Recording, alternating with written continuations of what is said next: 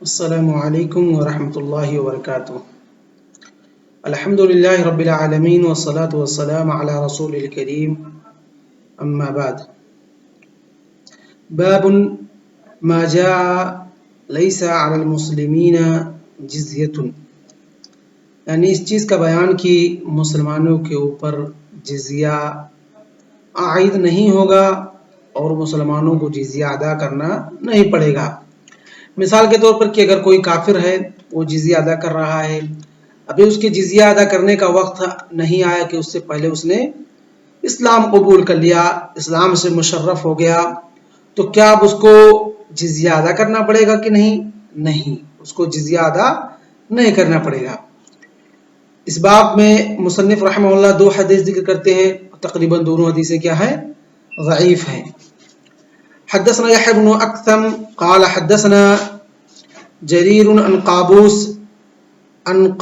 بن أبي ظبيان عن أبيه عن ابن عباس قال قال رسول الله صلى الله عليه وسلم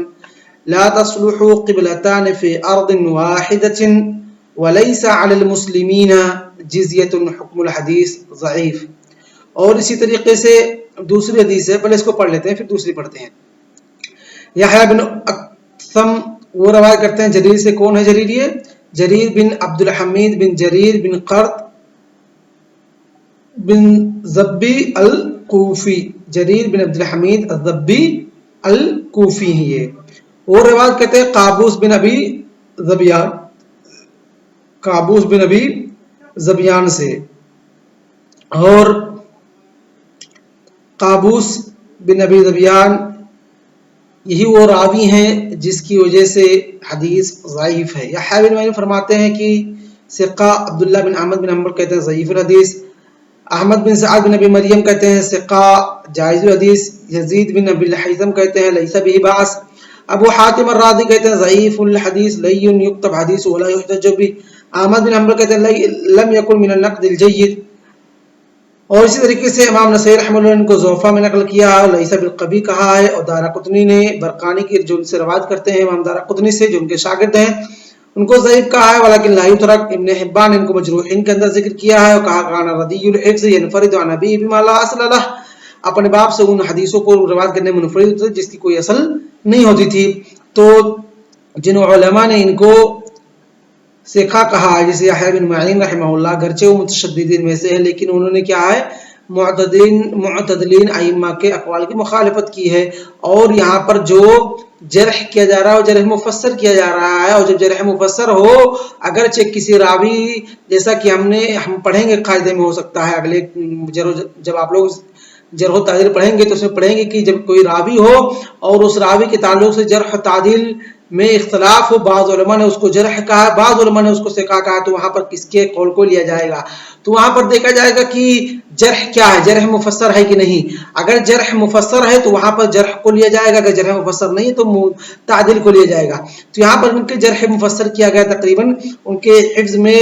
مطلب کچھ نقص تھی، کچھ کمی تھی، جس کی وجہ سے علماء نے ان کو کیا کہا ہے، قابوس بن ابی ذبیان کو کیا کہا ہے،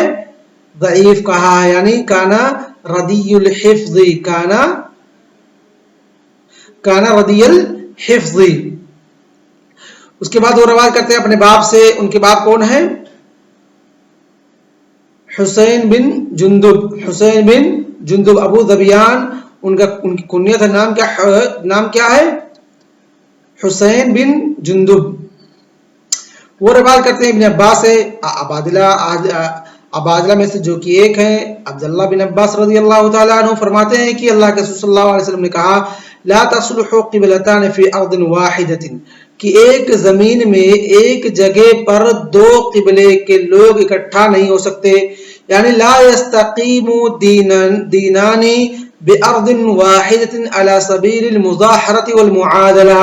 کہ یہ کہ معادلہ اور مظاہرہ کر کے یعنی کہ بات چیت کر کے ایسے کہ آپ بھی رہے ہم بھی رہے، اس طریقے سے ممکن نہیں ہو سکتا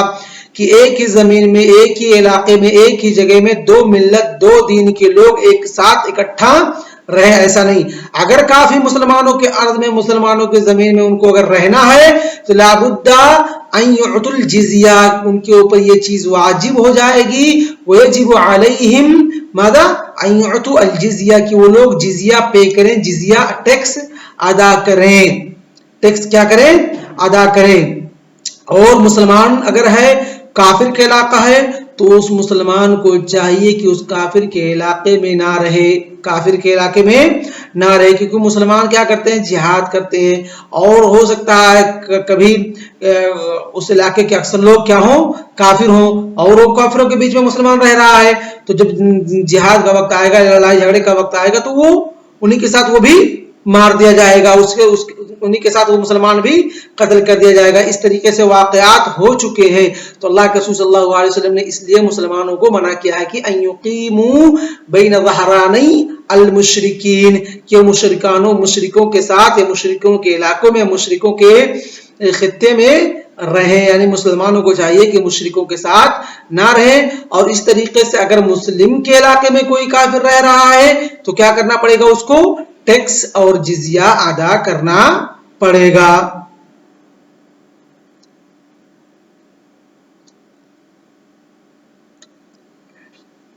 तो वही कहा, ला तस्लुहु क़िबलतान फी अर्दिन वाहिदतिन, यानी अला सबीलिल मुआदलती, इस तरीके से बातचीत करके नहीं, बल्कि अगर रहना तो टैक्स अदा करना पड़ेगा। वलैसा अलल मुस्लिमीन जिज़ियतुन, और मुसलमानों के ऊपर क्या है, जिजिया और टैक्स नहीं है। जिजिया टैक्स मुसलमानों पर क्यों नहीं है, जैसे मतलब ये है इसका कि अगर कोई इलाका है, उसके लोग क्या है, काफिर थे, या कोई शख्स था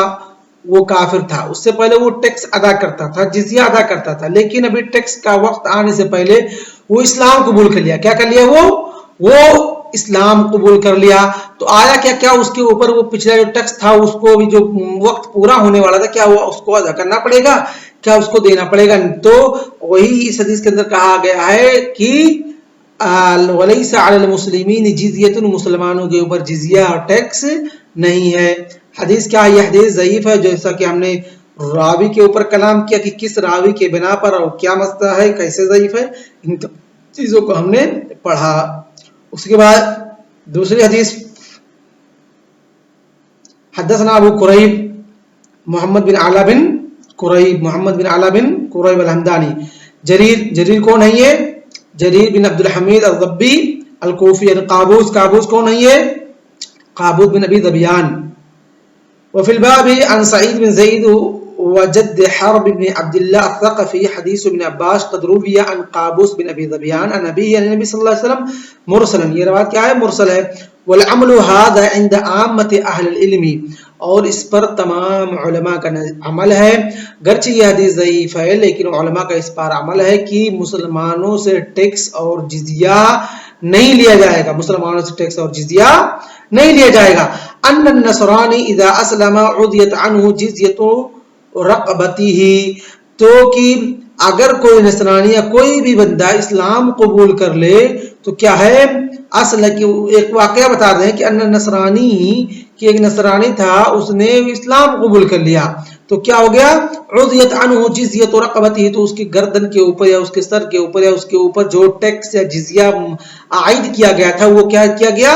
हटा दिया गया। अब उससे वो टैक्स और वो जिजिया नहीं लिया जाएगा। वक़ौलु नबी सल्लल्लाहु अलैहि वसल्लम लैसा अलल मुस्लिमीन उशूर, और जो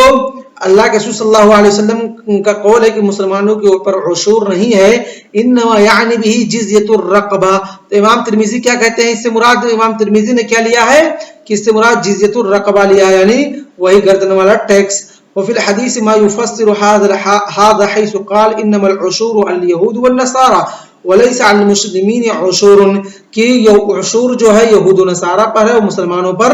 नहीं है। तो ये उशूर जो हदीस के अंदर आया हुआ है, ये क्या है, इमाम तिर्मिज़ी ने इससे क्या मुराद लिया है, जिज़यतुर रक़बा मुराद लिया है। लेकिन उलमा ने इमाम तिर्मिज़ी रहमहुल्लाह के इस इस्तिंबात पर कलाम किया है और उन पर रद्द भी किया है, तो उसको भी पढ़ लेते हैं। तो इमाम इब्न अरबी रहमहुल्लाह फरमाते हैं, कहते हैं कि ज़न्ना अबू ईसा अन्ना हदीस अबी उमय्या अन अबीही फिल उशूर अन्नहुल जिज़िया वलैसा कज़ालिक, बल्कि जो उशूर है वो अलग है और जिज़िया क्या है, یہ الگ ہے، دونوں کے اندر کیا ہے؟ فرق ہے۔ کہتے ہیں کہ وَإِنَّمَا اُعْطُوا الْعَهْدَ عَلَىٰ أَن يُقِرُّوا فِي بِلَادِهِمْ کہ وَلَا يَعْتَرِضُوا فِي أَنفُسِهِمْ وَإِمَّا أَن يَكُونُوا فِي دَارِنَا كَحَيَّةِ الْمُسْلِمِينَ فِي التَّصَرُّفِ فِيهَا وَالتَّحَكُّمِ بِالتِّجَارَةِ فِي مَنَاكِبَهَا فَلَمَّا أَن دَاحَتِ الْأَرْضُ بِالْإِسْلَامِ وَحَدَّتِ الْحَالُ عَنِ الِاضْطِرَابِ وَأَمْكَنَ الضَّرْبُ فِيهَا لِلْمَعَاشِ أَخَذَ مِنْهُمْ عُمْرُ ثُمْنَ تَصَرُّفِهِمْ۔ تو یہ کیا تھا؟ یہ ٹیکس کے جزیہ کے علاوہ اگر کوئی کافر یا کوئی مسلمانوں کے علاقے میں رہتا تھا تو جو تجارت کرتا تھا یا مال وغیرہ یا کھیتی وغیرہ کچھ کرتا تھا تو اس سے جو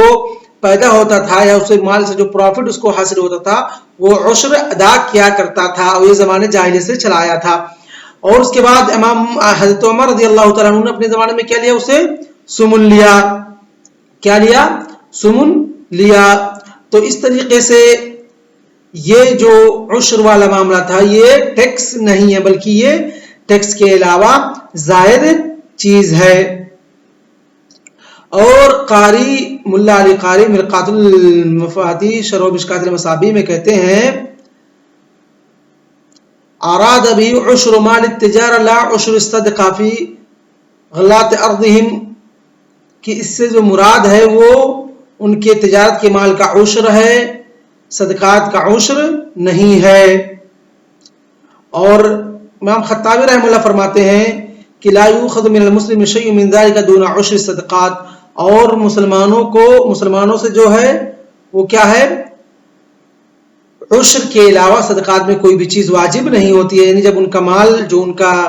اگر نصاب تک پہنچ جاتا ہے، یعنی تقریباً جو 7 کنٹل 7.5 کنٹل پڑتا ہے وہ اگر زکوٰۃ تک پہنچ جاتا ہے ان کے مال، تو اس وقت ان پر عشر اور نصف عشر جیسا بارش کے پانی سے ہوا ہے یا انسان خود سینچائی کیا ہے، کیا ہے مسئلہ، پھر ویسے دیکھ کر کے اس میں عشر اور نصف عشر لاحظ ہوگا۔ لیکن یہود و نصارہ جو ہوں گے ان کے اوپر عشر واجب نہیں ہوتا تھا، بلکہ اگر مصالحت کے وقت جزیہ کے وقت وہ کچھ اور چیز دینے پر راضی ہو جائیں جو زائد ہو جائے، جو چاہے عشر ہو چاہے ثمن ہو جتنا بھی ہو وہ مراد ہے یا حدیث کے اندر۔ اور اسی عشر کو امام ترمذی نے کیا کر لیا؟ سمجھ لیا، جزیہ سمجھ لیا ہے، بلکہ جبکہ وہ جزیہ کے علاوہ چیز ہے۔